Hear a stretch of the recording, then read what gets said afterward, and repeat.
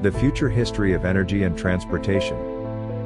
Documenting the paradigm shift from the era of oil and internal combustion to the era of robotics. By Julian Cox. Narrated by the author with the aid of an artificial intelligence. Chapter 25. The Basics of Electrification. First, a critical look at one of the fleet architecture of the future assumptions in common currency, principally in Europe. Namely e-mobility.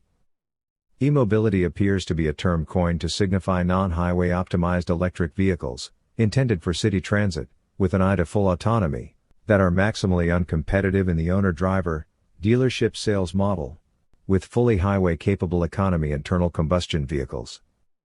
E-mobility is the sort of concept that gets people excited when contemplating what would be nice for their city, and great for the environment if other people bought or rode in them, without necessarily running the math on a crucial factor.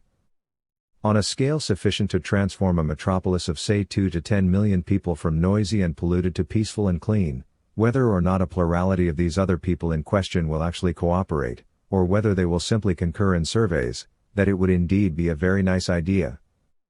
With the exception of developing small footprint platforms for driverless and passengerless road-going robotics, initially for goods delivery, and the effects of battery supply side market forces limiting vehicle size as a function of available batteries, the business case for e-mobility in the form of city pod cars is not quite as clear-cut as advertised, in either the autonomous or the manually driven setting.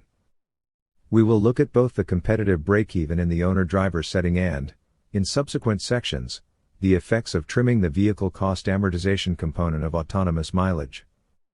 First, a look at the non-autonomous setting. A basic formula for producing a market-competitive and profitable EV is as follows. Market value of car, divided by cost of battery plus inverters plus motors, must be greater than market value of car, divided by cost of engine plus transmission plus exhaust system. Hence, if battery cost is ruining the customer value proposition for a small low-performance EV, one must design and build a nicer, higher performance EV to address a market segment, where competing vehicles with engines become exponentially more expensive to buy, and exponentially more expensive to produce and to operate. This basic formula works because, unlike the cost of engines in vehicles, battery cost does not increase exponentially with performance. Instead, for the same cell type, cost is perfectly linear with battery capacity by the kilowatt peak power output and by the kilowatt hour with regards to range. In fact, battery performance at the pack level is somewhat sublinear on cost. Adding more cells to the same battery pack architecture marginally dilutes the cost per kilowatt and kilowatt hour of the pack. Hence, in the most basic sense, when considering vehicle designs of ever-increasing performance, there comes a point at which removing the internal combustion drivetrain and replacing it with a battery drivetrain simply yields a cost saving. Cost dilution at the pack level is somewhat offset by cost exponentials for power inverters and motors, albeit from a much smaller cost basis than the battery, while supply chain permitting, the cost of value-added equipment, such as a competitive audio system and nice seats, is essentially moot. This basic formula runs directly contrary to publicly voiced auto industry expert opinion and actions in relation to OEMs producing overpriced, low-powered and typically range-hobbled small electric vehicles. Yet the basic formula will not be assuaged. The more expensive the vehicle type, the easier it is for an EV to compete. Contrast at the limit, the $130,000 Tesla Model S Plaid, a 3-motor, 0 to 60 in 1.99 seconds, 395-mile range EV, with the $3 million Bugatti Chiron, an 8.0-liter quad-turbocharged W16, 0 to 60 in 2.4 seconds, 286-mile range internal combustion vehicle. Self-justifying exclusivity premium and short-run production aside, it is likely next to impossible with the best will in the world, to produce the Chiron for much less than $500,000, and its 1,479 horsepower engine leaves room for only 2 seats. The Bugatti Chiron, as far as vehicle performance is concerned, is a modern triumph of engineering versus the wrong technology for the job. The opposite end of the spectrum in four-wheeled road transportation is where internal combustion is at its most cost competitive. The 90 to 130 horsepower ultra-mass-produced economy city car. This is where undercutting the already minimized cost of engines and fuel is the most difficult for an electric vehicle. Also where eliminating the already minimized emissions per vehicle, not in aggregate, can have the least possible impact, especially when setting out with limited battery production capacity. Hence, in advance of either full autonomy or full economies of innovation and scale in battery manufacturing, seeking to compete in a market segment with new $15,000 to $17,500 retail, mass-produced internal combustion vehicles, with a limited supply of batteries costing upwards of $7,500 each for an acceptable 300-mile range, or else the customer value in terms of all-electric range and performance to meet a price point, can only be considered a premeditated exercise in futility, save only where demonstrating the futility of the exercise is the intended purpose. Indeed, such products can receive funding from auto industry PR budgets, public grants, end-user tax incentives and relief from cap and trade penalties. What defying the basic formula cannot do is deliver a market-competitive and profitable EV. Instead, the same $7,500 battery is ideal to form the basis of a vehicle in the $50,000 price segment and above, that is very hard indeed for internal combustion vehicles to compete with on performance and running costs.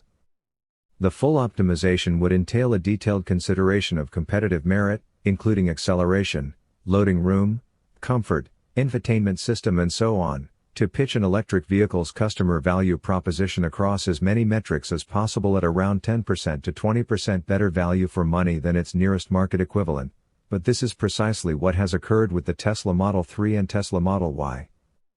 Something like this. An author's slide from a 2016 keynote to illustrate the principle. Or like this. A chart of price with and without equivalent upgrade options before incentives, comparing the Mercedes C-Class, BMW 3 Series and Audi A4 to the Tesla Model 3. Credit, Tesla Incorporated, First Quarter 2019 Update. Note, Tesla since announced it plans to bring a $25,000 build cost vehicle to market, inclusive of a full autonomy suite. What Tesla has not announced in the non-autonomous competitive setting, is an e-mobility vehicle intended to compete on sticker price with a Nissan Versa Note. The internal combustion platform equivalent of a Nissan Leaf EV. Producing an EV of adequate market value to accommodate a battery electric drivetrain can be done, safe in the knowledge that continual investment in innovation and scale, will make possible a market competitive and profitable EV at ever-reducing price points over time, until eventually internal combustion vehicles are closed out. This would be the default outcome culminating in around 2035, without accounting for the effects of full autonomy, as approximated by the announced timing of various national bans on the sale of new internal combustion vehicles, making those bans moot. Rivian, Lucid, NIO among others and of course Tesla, have taken the correct go-to-market approach in this regard, exploiting the competitive vulnerability of higher performance internal combustion vehicles. The above discussion is useful for those OEMs who genuinely want to gain a foothold in selling competitive and profitable vehicles with batteries, with an eye to increasing addressable market size over time. This is easier said than done when the vulnerable competition is one's own production lines. More on that later. See, challenges for incumbent automakers and a possible solution to auto market disruption.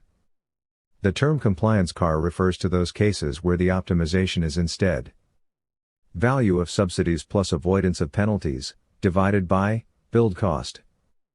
The Nissan Leaf has achieved upwards of 26% on this metric, retail, across the US on account of a $7,500 federal tax incentive alone, significantly more than 26% when combined with various state subsidies, and the avoidance of buying ZEV credits for permission to sell cars and pickup trucks with large engines in California.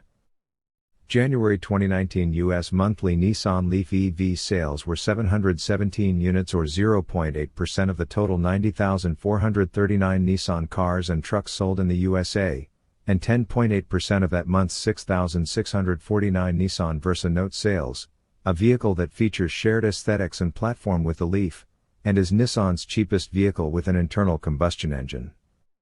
Whereas manufacturing cost of Leaf battery plus inverter plus motor, minus Versa Note engine plus starter motor plus alternator plus transmission plus exhaust system cannot conceivably explain away a nearly 3-to-1 difference in sticker price, while overpricing to protect the 99.2% balance of Nissan's US sales. Building electric vehicles for environmental regulators and environmental brand kudos likely does. Sales data source, Nissan Group reports. To be a little more gracious to Nissan, the plan as explained by its CEO at the time, Carlos Ghosn, was to seek to anticipate auto industry regulators dropping the regulatory anvil on internal combustion emissions, and so force entrenched auto industry competition, Nissan included, to divest and reinvest simultaneously, with costs defrayed over time at the customer and taxpayers' expense, in a direction that the Nissan Leaf, Renault Zoe and Mitsubishi AMIEV had better prepared his brand consortium for, than its industry peers. This is a highly instructive insight, further explored in challenges for incumbent automakers.